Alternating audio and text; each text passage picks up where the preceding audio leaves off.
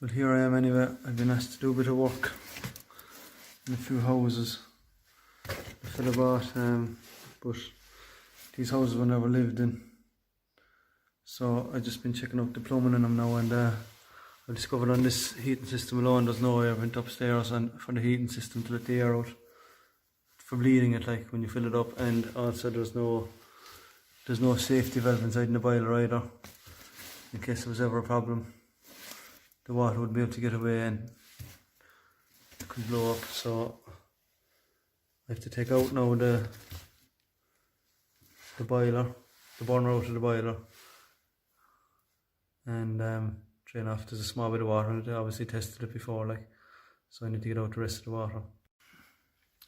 So that's the burner out anyway. And if you look down there, I've a hose, garden hose on connected onto the drain off. So just going to use a key down now, kind of a service key. I'm going to loosen her off.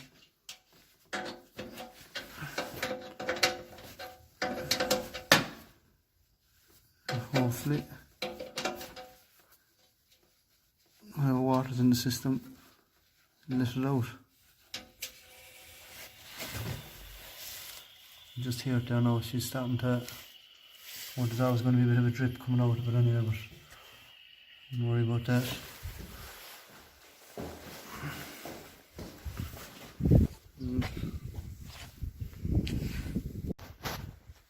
As you can see down now, the water's starting to flow out the hose, so that'll keep going out till there's no more water in the system.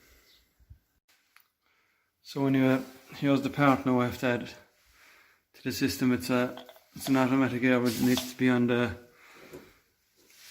highest point of the system. So I'm just going to tee it on there to the flow from the oil heating into the hot water cylinder, and it's just to let air out of the system when you're filling it up again, like. So just wait now for the water to drain out, so we can cut the pipe around here and tee on there now with a 3/4 half-inch into tee and just a small bit of half-inch copper in, and we'll just raise it up a small bit from the pipe. And so here I am now getting the air vent ready. I normally give them about, to make them up, you have to get a female straight and put them onto them there like that, so you can connect on your copper. Normally just run out of PTFE tape to know. Normally give them about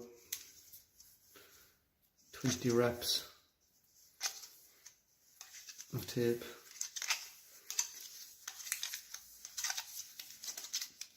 I've already got 15 wraps on it, so just give another 5 and then you just screw her on like that.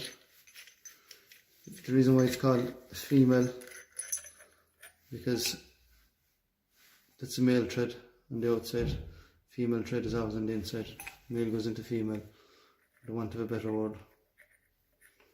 So grab it like that, and just nip her up.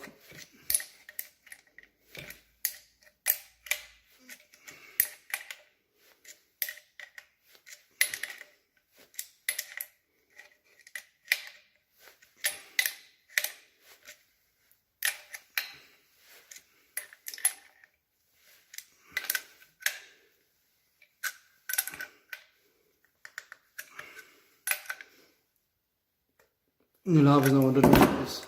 They'll get tight.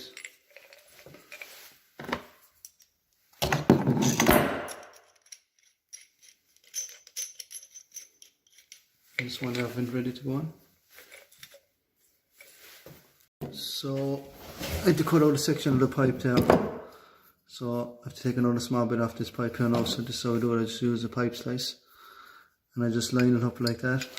As you can see there, like that. And then I just twist it. Then just grab it. especially the smaller piece of the pipe. Thing a bit tight. So just keep cutting it like that, twisting the pipe slice.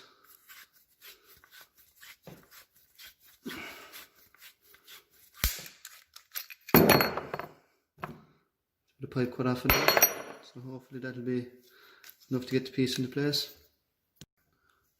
So what I normally do when I'm doing a joint with brass fitting and copper, I'll use boss white, this stuff here. So what I do is I'll get my nut, my olive, then I'll get my boss white out of the tub, like so, and I'll just go around the top of the pipe there, like that. Just give it a good old dab of it, like. Now, what a lot of people say is the stuff seals the joint. It doesn't really seal the joint. What it actually does is it just allows, it's just like lubricant, so you can get a good squeeze. So then you just get the fitting, push it back on like that, push it down like that, tighten her up,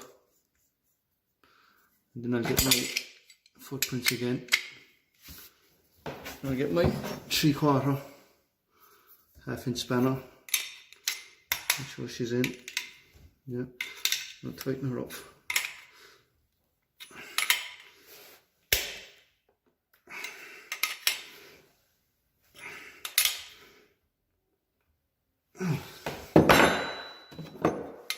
Squeeze for good luck. And that's how you compress the joint, the plumbing.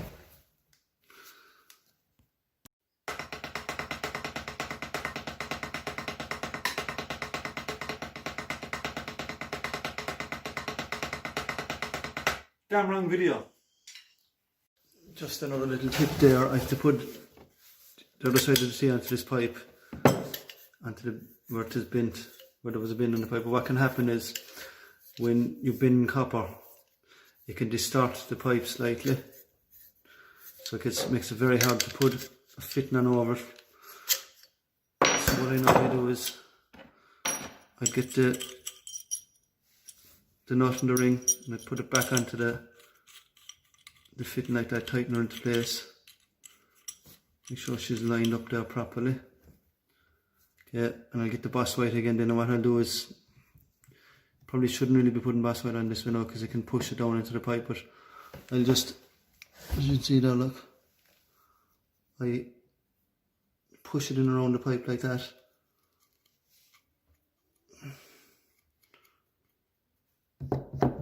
And what I'll do then is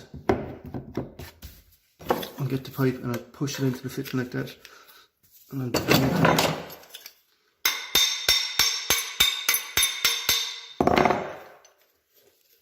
Normally puts it on enough there. It's in a good amount now, so it shouldn't leak after when you compress it. Okay. But here we are halfway down now. Have the new T now put in place. So they connected onto the floor down now, with the floor going into the coil. The way heating system works is how you oil heat your hot water is there's a flow pipe coming up there from the floor. It's coming up from the boiler. So basically that comes up and it's going across there into the other small pipes here, the half-inch pipes which are going onto radiators, and that hits the radiator. So the flow pipe continues on up along here, it goes across along here and goes into your tank, and there's a coil inside the tank which is kind of curled around. It goes the whole way back down here, comes back out here at the bottom and returns into this pipe here, which goes back down to the boiler, and there's the returns coming back from the radiators. So there's the flow, there's return, and basically if you see a valve like this in your radiators, normally what they'd have on in a system is motorized valves. So if you turn that valve like that, you'll have that'll turn off all your radiators upstairs. And I assume that will shut down the radiators going downstairs. Yeah, I think anyway. I haven't properly looked at it now, but that's for the now. Then there's a gate valve on this as well, on the return coming out of the coil. Normally what happens is the hot water that's circulating through, it doesn't go into the tank, but what happens is it will flow a lot quicker through the tank. So what you do then is they normally put a gate valve on there, which is throttled back halfway to slow down the flow of water to keep it inside the tank longer. So it's a better chance of heating your hot water. So that's your lesson for today. Okay. So anyway, that's the air vent in anyway. So as you can see, I don't know where I tapped it in. There she's up there. So the reason behind this is when you're filling the heating system, you just screw this piece open a small bit like that, and that just lets the air out of the system. So it makes it easier to bleed the system. It saves your system getting airlocks. I have to try and get them out after. Okay, thank you for joining me.